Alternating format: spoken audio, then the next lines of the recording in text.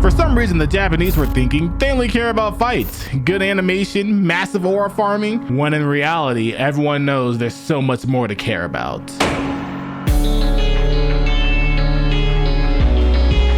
俺に熱なんてねえよ。俺は部品だ。皆、若醜い。お前がどんなに高潔な魂を望もうとも。毎日全員戻れ。やり直しだ。あ、俺が殺した。これは嘘でも否定でもない。 Honestly, I might be tripping, but the more I watch JJK, the more I feel like it's actually not about fighting. And like, yeah, obviously it is. These fight scenes are crazy. This motherfucker was deadass throwing a judge mallet and spawning it back multiple times, framed perfectly. First thing he did when Yuji spawned in was domain expansion, but it just feels like that's not what the story is trying to get at anymore. It feels like everything that's happening has been happening to push these characters into situations they were never ready for, and then just leaving them there. And not even in the typical anime kind of struggle where it's like, okay, they're going through a struggle, they grow, they even grow up, and then they overcome it. It don't feel like that because sometimes it seems like they don't even understand what they're going through in the first place. Like, if we're being honest, this motherfucker Yuji was never built for this world, like at all. Not even a little bit. His whole mindset from the beginning is straightforward, like, I just want to save people. I want to die a good death. That's it. Nothing deeper than that. And that's what makes everything that happened to him in Shibuya feel so much worse, because the world that he's getting thrown into doesn't just challenge that mindset. It completely rejects it, especially in Shibuya, because that's the moment when this motherfucker Yuji's mindset was truly rejected. Him saying that he just wanted to save people. And then for the people he cared about the most, literally evaporated right in front of him. And him wanting to live a good life and die a casual death shattered the second he realized those thousands of people Sukuna slaughtered in Shibuya weren't just collateral damage. It stops being about him wanting to save people and trying to save people, and it turns into you were physically involved in killing them. And obviously it wasn't even him. This motherfucker Higuruma knew it wasn't him. Everyone around him understands the situation. He just doesn't care about that. Or not even that he doesn't care about that, it just doesn't change anything for him. Because to him, at the end of the day, those people still died, and his body and his hands were physically responsible for that. And that's what's breaking him emotionally. And instead of fighting against it, instead of trying to justify it, explain it, or push it away, he just accepts it. He's always saying, 俺は人を殺した。 and I think that's what makes it so painful. It's the kind of person that guilt turns him into. Somebody who feels responsible for everything, things that he can't even control. Because he wants to be able to control it, he feels like he should be able to control it, but he can't. Because this motherfucker Sukuna's crazy. You can just see it in the way that he talks, how he carries himself. He's basically not trying to live anymore. He wants to die. Since everything that happened in Shibuya, he believes that he should die, but he just keeps going. Like, he reduced himself down to something way smaller, which is exactly why he says things like, 俺に熱なんてねえよ。俺は部品だ。 he's just a cog. And the more you think about that, the more messed up it really is. Because a cog isn't important. A cog doesn't have value on its own. It's literally just there to make something work. And when it's done, you replace it. You throw it away. And at some point, Yuji just fully accepts that because he feels like he has to. Like, he genuinely believes it's what he deserves. And that mindset that he has is exactly why his whole interaction with Higuruma fucking kills people inside. Because that's not a fight that's presented in a way that we're used to seeing. They only care about fights. We care about what this fight meant. It's not about who's stronger. It's not about who's aura farming. It's literally Yuji being put on trial for something he already feels guilty for. And even for him, that should have been the moment where everything becomes clear, because Higuruma's whole thing is about fairness, judgment, and truth. Like, Higuruma was a genius. Like, did you see how he figured out how to use his judge mallet, throwing it and respawning it the same frame so he could throw it infinite? That shit was fucking crazy. Motherfucker was extending a mallet, doing all sorts of shit. This motherfucker perfected the art of being a one trick. But he believed that if you lay everything out properly, you can reach the right answer. This is why he was an attorney. And if there is ever a place for Yuji to get an objective, real answer for what he felt responsible for, it would be in this courtroom with, you know, the 1% fair judgment. Guilty! Death penalty!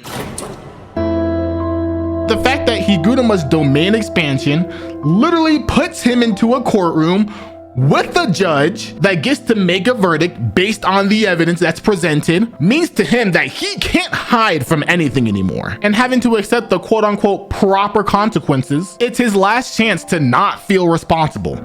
But instead, it just makes him feel exposed even more. Because when Yuji is put in that situation, he doesn't even try to defend himself. Which completely throws Higuruma off, by the way. This motherfucker is stun locked. Because this motherfucker, Higuruma's mind is broken too. He's expecting some kind of argument, denial, just some kind of pushback, so that he can use that against Yuji. After everything that he went through, how he realized the justice system was full of shit, trying to save people, giving them a fair judgment, and being judged for not helping them the way they wanted to be helped, broke him so hard he turned into a one-trick. So he lost faith in people. So when he saw the evidence, he was expecting some kind of pushback. He was expecting some kind of excuse. But Yuji just says, ああ、俺が殺した。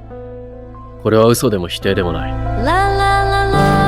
and it's not even ignorance. It's that in his mind, he's already been judged. He already believes he's guilty and he wants to die. He's always wanted to die since that happened. If you didn't even realize, he's been telling people that if Sukuna comes back, they need to kill him. Not because he's trying to be dramatic, but because he genuinely believes he should die. So when he's standing there in Higuruma's domain, that's where he gets his painful clarity. And here it shows that he's made peace with the verdict. His mind is already broken.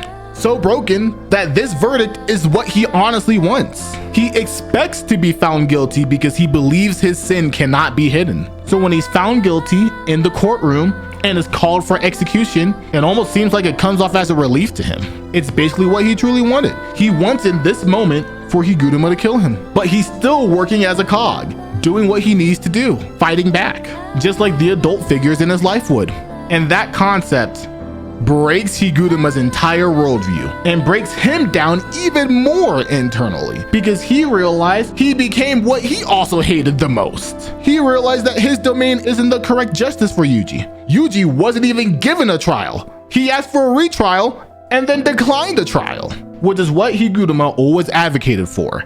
A fair trial.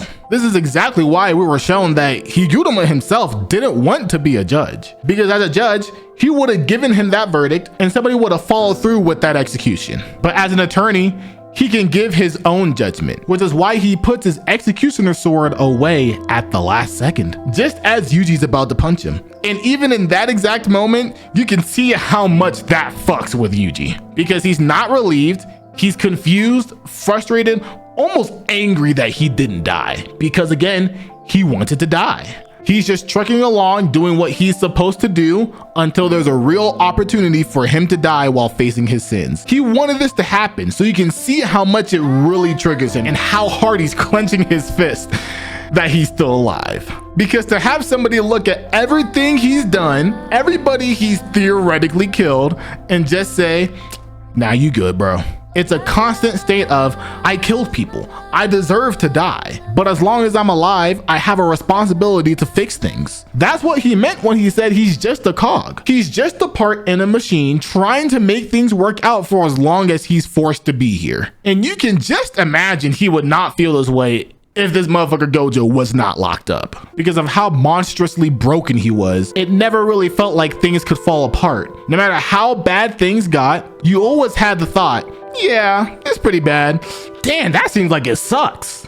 Yo, where Gojo at? His existence was literally keeping all of the cursed energy in check. So in a sense, he was basically delaying the reality for them. Just think about it. This motherfucker's strength was so absolute, so untouchable, that it caused curses and people with cursed energy to just lay low because they were scared of this motherfucker, which also actually stunted everybody around him, basically like an umbrella in a hurricane. As long as he was standing there, his students never had to learn how to actually survive the rain. They never had to develop the emotional instincts to survive the world's demands. Because why would you? This motherfucker Gojo existing would fix everything. But that version of the world was an illusion and was exposed when this nigga was locked up. So now you've got characters like Yuji, who were never meant to deal with this level of reality, being forced to face it all at once. Because people like him are hitting the ground super hard because Gojo never let them learn how to fall. And that's why everything feels so much heavier now. There's no safety net anymore. You start to see that every character is dealing with that same reality in different ways. Then you think back and realize this motherfucker Nanami makes so much more sense because he always knew the world wasn't fair. He knew he was essentially just a cog in the grand scheme of things and just knew there was nothing big he could do to change any of it, which is why he just treated it as a job,